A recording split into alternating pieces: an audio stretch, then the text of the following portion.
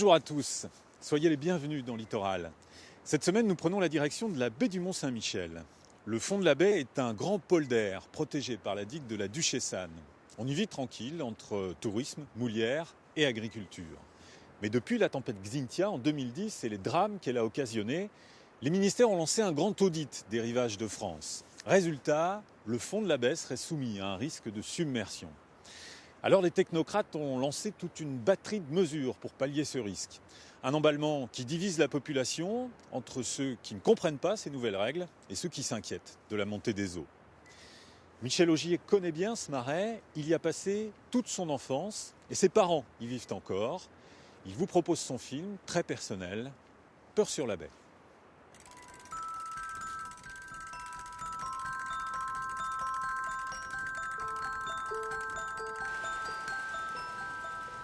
Je suis né ici, près de ce biais qui irrigue le marais de Dole. Mes parents vivent toujours là. Je suis allé dans cette école, j'ai joué de l'harmonium à la messe du dimanche dans cette église, au Mont Dole, au cœur de la baie du Mont-Saint-Michel. Et c'est l'histoire d'hommes et de femmes du pays d'où je viens, qui sont les premiers concernés par les effets du changement climatique que je me propose de vous raconter.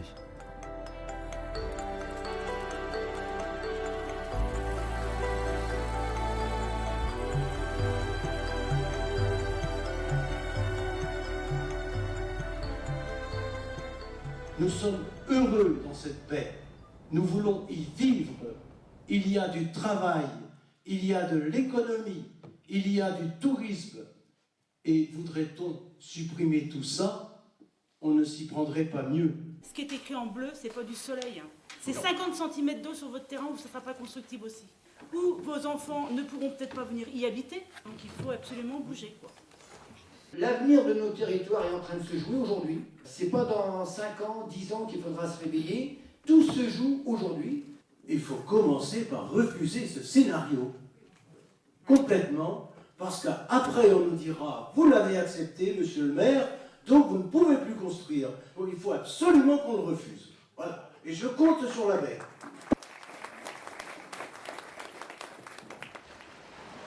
En 2010, la tempête Xynthia a eu des conséquences dramatiques en Vendée. L'eau est passée par-dessus les digues et a submergé les habitations en faisant de nombreuses victimes. Suite à cet événement et à cause du réchauffement climatique, l'État a sorti une première circulaire en juillet 2011 pour protéger le littoral français du risque de submersion marine. Le marais de Dole fait partie des zones vulnérables. Première conséquence immédiate, le nombre de permis de construire accordés a été restreint dans la baie du Mont-Saint-Michel. Aujourd'hui, les nouvelles habitations sont interdites à moins de 100 mètres du rivage. On se trouve sur le terrain situé à Vildé-la-Marine, qu'on a acheté avec mon épouse en janvier 2010, dans le but de faire construire donc, notre maison, notre résidence principale. On avait obtenu un certificat d'urbanisme préopérationnel qui était valable 18 mois. Or, 6 mois après, on nous dépose plus, on ne veut plus nous autoriser, on ne veut plus nous accorder de permis de construire. Et là on retrouve bien donc, notre parcelle ici, qui est complètement coupée par cette limite de 100 mètres. Et aujourd'hui, donc à 10 mètres près, on nous refuse un permis de construire, alors qu'à côté, il y a des voisins. On s'estime lésé, parce que c'est un terrain que nous avons acheté constructible, bien évidemment. Or aujourd'hui, voilà à quoi ça ressemble. Un champ à moutons, et puis on n'a personne vers qui se tourner, hormis la banque à qui on paye notre crédit tous les mois. Et voilà, on ne sait pas ce que ça deviendra à l'avenir. Les mesures imposées par cette circulaire ont été ressenties comme un coup d'arrêt brutal au développement économique tel qu'il s'annonçait. Dans un premier temps, les artisans perdent des chantiers. À terme, cela veut dire moins d'actifs et un vieillissement de la population. Moins d'enfants dans les écoles, moins de commerces, moins d'activités, moins de subventions pour les communes. Tout l'équilibre économique du territoire sera touché.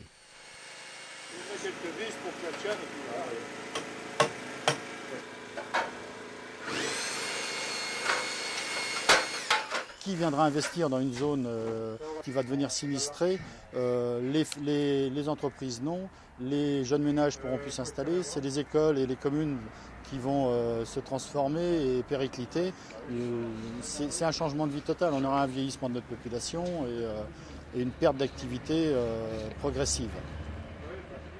Une maison, c'est 5 emplois à l'année. Donc on peut considérer qu'on a un volume de travail d'au moins 200 actifs annuels qui a été déjà perdu sur une année. Certains responsables des services d'État m'ont répondu qu'il fallait que j'aille travailler plus loin. Moi, ce que j'ai répondu, c'est que plus loin, il y a aussi des entreprises. Donc, ce n'est pas un raisonnement en soi. On nous dit en gros qu'il faudrait ne rien dire, ne rien faire, attendre le résultat et attendre que ça se passe sans réagir.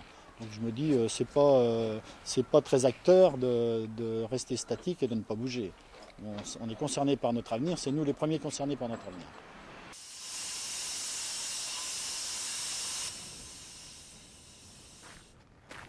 Si demain on est confronté à une prévision météorologique avec des forts vents, avec des forts taux de pluie la veille ou l'avant-veille et une grosse marée qui se prépare, pourquoi pas mettre en place un plan d'urgence d'évacuation au lieu d'affoler les populations, de supprimer des droits de construction et d'aller dans le sens où on va désertifier cette zone, quoi, hein, et les gens vont s'enfuir.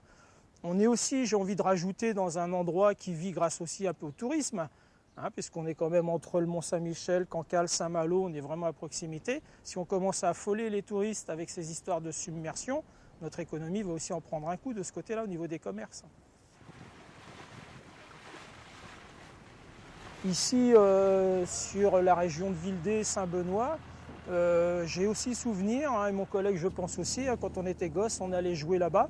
On attendait la marée haute pour pouvoir monter sur les ouvrages maritimes, plonger dans les canaux qui servent justement à dénoyer nos marais dans les périodes hivernales, très pluvieuses. Ah oui, vous l'avez fait. Et on voit aujourd'hui que la mer ne monte plus, mais on voit bien, à cause de la sédimentation, à cause des mouvements marins, on a une espèce de digue naturelle de coquillages morts qui s'est créée. Et les gens du coin vous le diront, sur Irel, le Vivier-sur-Mer, il y a des endroits où on ne voit plus la mer, même en marée haute. Donc on ne comprend pas comment on pourrait craindre demain une submersion, quoi.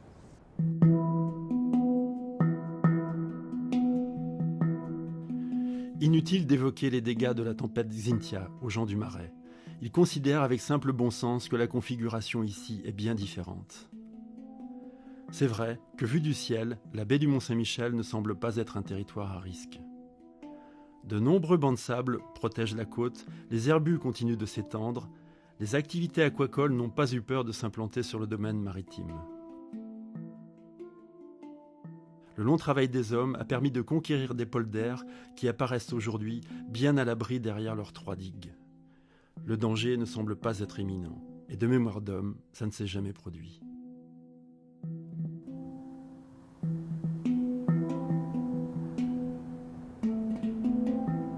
L'hiver, 300 km de canaux, entretenus par le syndicat des digues et marais, permettent de drainer le marais de Dole. Et quand la mer est basse, les eaux s'évacuent ici, au Vivier-sur-Mer ou à Saint-Benoît-des-Ondes. Ces canaux forment une organisation ancestrale que les gens du Marais contrôlent et maîtrisent depuis des siècles. Ils font partie de la vie. Je me souviens qu'enfant, les soirs d'été, avec mon père, nous descendions pêcher des anguilles à la vermeille. Il était rare de rentrer bredouille. Alors, la mer dangereuse? Impossible. Depuis des siècles, c'est l'eau douce que l'on craint, les eaux de pluie qui viennent du terrain, comme on dit ici. Bien, là, nous nous trouvons sur une parcelle de blé qui est inondée pour la 2e fois cette année. Disons que la végétation risque de souffrir. Oui, disons qu'on voit des plantules qui commencent à souffrir de ce niveau d'eau avec de la pourriture au pied. Là, c'est pas très bon. Nous, jusqu'à présent, on craint plus les inondations qui viennent de la terre, qui viennent de l'amont. Mais c'est vrai que peut-être le fait d'être né dans le Marais et de savoir qu'on est protégé par les digues, heureusement pour nous, on dort quand même tranquillement sans penser qu'il peut y avoir une rupture à une grande marée. Non, on n'a jamais été inondé, à part pendant la guerre, que les Allemands ont ouvert les vannes au Vivier-sur-Mer, que c'est venu jusqu'à Dole. L'eau, c'est vrai que c'est le Marais de Dole et c'est plat. Si jamais ça passait par-dessus les digues, ça serait inondé jusqu'à Dole de Bretagne, c'est sûr. Mais je n'y crois pas. Les digues sont en bon état, donc moi j'y crois pas. Il faudrait vraiment un gros truc. Non. Plus des bêtises. Je suis née ici et j'ai jamais vu la mer avancé. Je dis, elle a au contraire beaucoup reculé, beaucoup reculé. On jouait dans le sable étant gosse, même jusqu'auprès des maisons de la digue. Là. Maintenant, c'est terminé, terminé. Ah non, j'y crois pas, ça me fait sourire. Le Sud-Sani dit, on l'attend pas.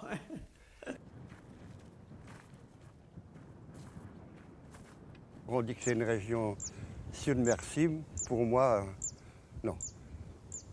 Je ne pense pas. Et nos anciens qui sont là, bon, bien sûr, quand je dis les anciens, moi j'ai 80 ans, mais nos anciens qui ont 10 ans de plus que moi, voient toujours, me disent, c'est vrai que la mer recule.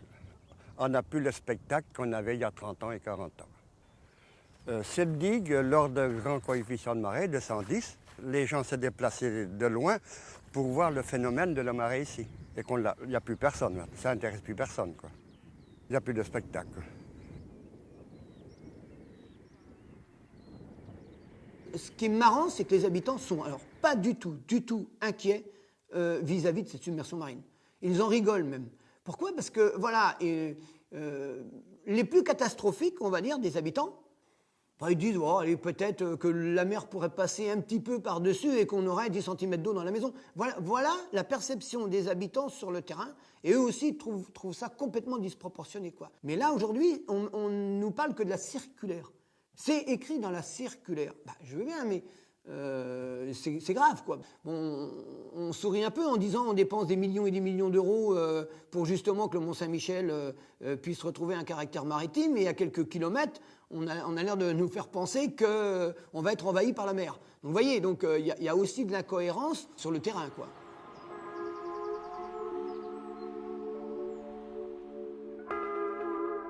Durant l'été de mes 16 ans, j'ai fait la plonge aux Terrasses Poulard, le dernier restaurant en haut du Mont-Saint-Michel.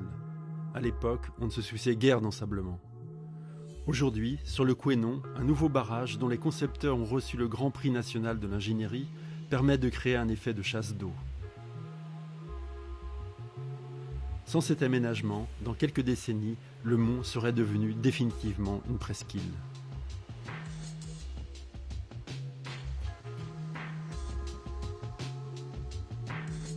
C'est tout le paradoxe de la situation pour les gens du Marais. Comment peuvent-ils comprendre que l'on dépense des fortunes pour faire revenir la mer autour du mont, alors qu'on leur explique que leur digue, juste à côté, risque, elle, d'être submergée?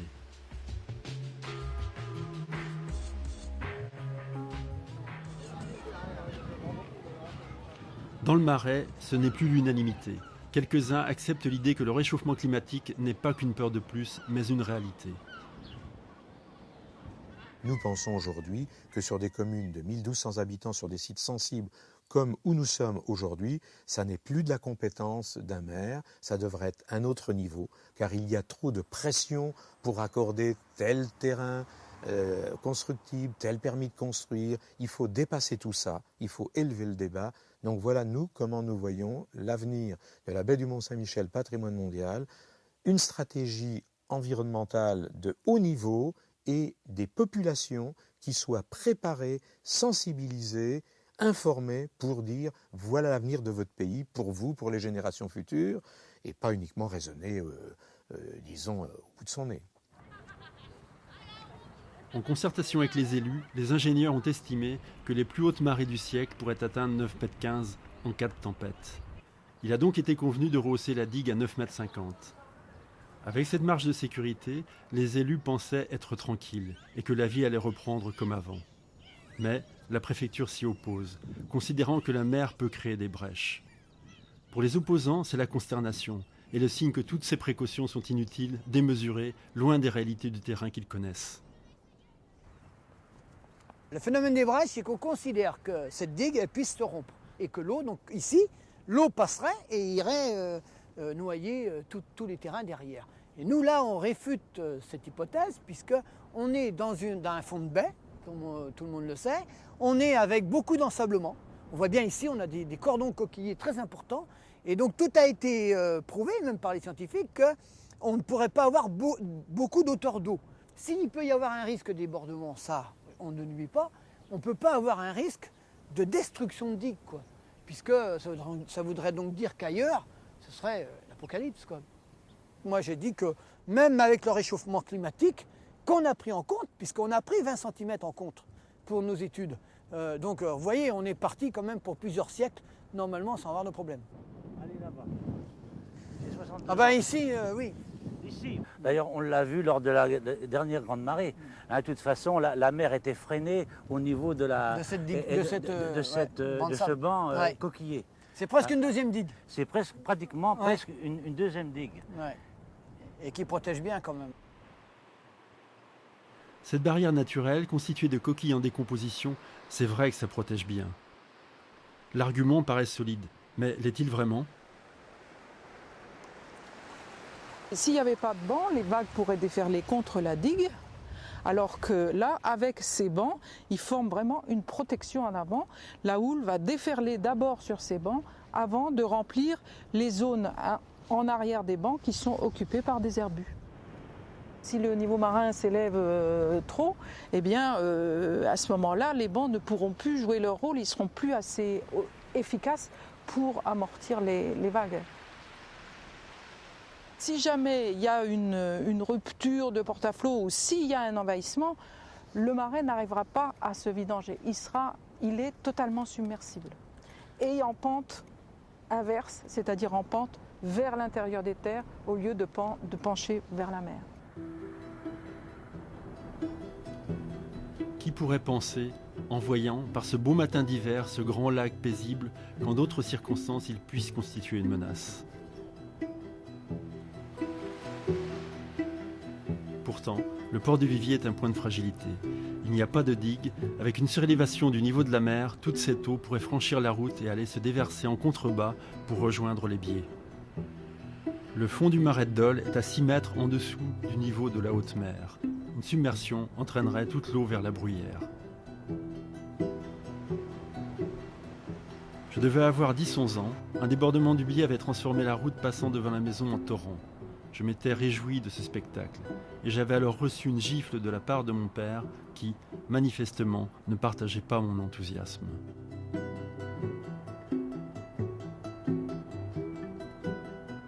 Aujourd'hui, ce n'est plus l'eau des pluies le danger, mais la mer qui monte. Ce changement vient bousculer des siècles de traditions et de modes de pensée. Le danger qui guette est le déclencheur d'un conflit qui divise un pays autrefois si paisible.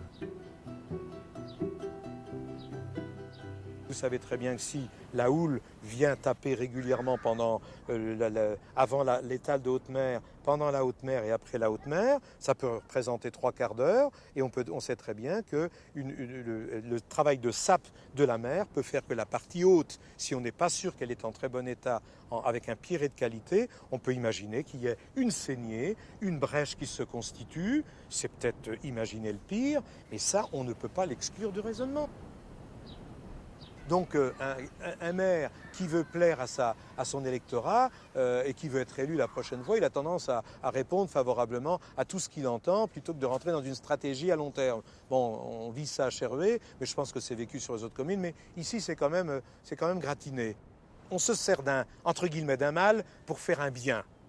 C'est un problème naturel lié au réchauffement climatique et lié à l'évolution du littoral. Donc il faut se servir de ça pour élever le débat sur la conception architecturale, la conception de l'urbanisation, aussi sur le plan touristique, sur le plan économique. Il faut que les artisans, qui bien sûr ont peut-être une vue à très court terme, comme les commerçants, c'est suivant le tiroir-caisse, excusez-moi l'image et l'expression, il faut sortir de tout ça.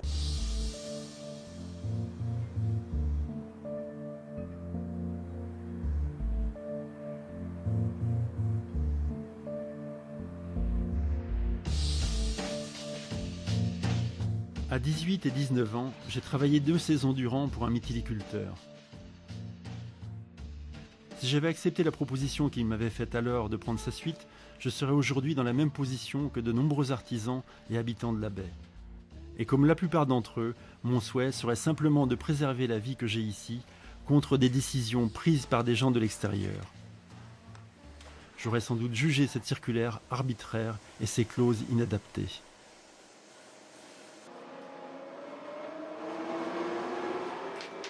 Sachant que toute activité serait entravée par cette circulaire, on est en droit aussi de s'interroger sur la véracité de tout ce qui nous est avancé. Qu'on ait quelques prescriptions dans ces constructions, pourquoi pas, mais qu'on arrête aussi les aberrations du style avoir un anneau d'amarrage au premier étage à l'abri du courant. Alors on ne sait pas si c'est à l'abri du courant montant ou descendant, sachant que si c'est la marée montante, tout le monde sera évacué, et si c'est la marée descendante, elle va descendre. Donc on n'aura plus besoin d'amarrer les bateaux. Donc si on pouvait alléger cette circulaire de toutes ces aberrations, je pense que ce serait une bonne chose.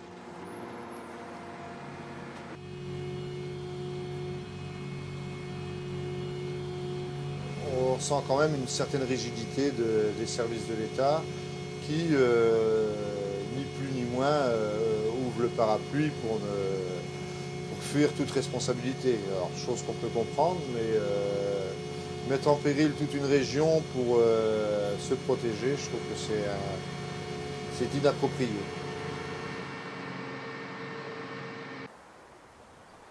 Manifestement, les habitants ne pressentent aucun danger. Comment faire accepter des mesures qui ne répondent qu'au seul principe de précaution et qui ne se fondent que sur des modélisations?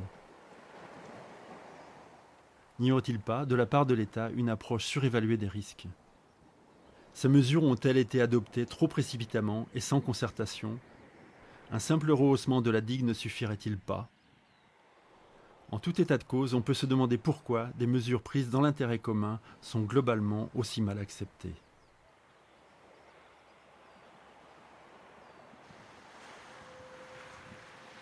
Ces fermes aquacoles sont implantées au-devant de la digue de la Duchessane, qui a perdu son usage. C'est principalement là qu'elles devraient être rehaussées.